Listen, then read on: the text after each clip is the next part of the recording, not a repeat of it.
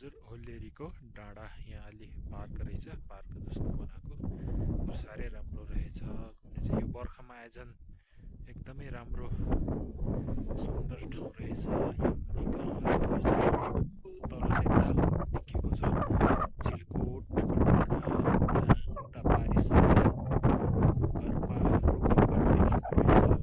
धेरै राम्रो राजा अहिले चाहिँ यो चाहिँ घरते गाउँ पूर्वी रुकुम जाने बाटो, टिला हुँदै घरते गाउँ बागमारा हुँदै जाने बाटो, पाछाबाङ कता कता माथितिर जाने बाटो छ। हेर्नुहोस् त कति मजाको ठाउँ रहेछ। गाडीहरू गुड्दैछ तलतिर, बाइकहरू। शहीद मार्ग साह्रै मजाको छ, धेरै रमाइलो ठाउँ। पारी पारी देखेन छ। यहाँ चाहिँ बस्ने ठाउँ यसरी बनाइएको छ।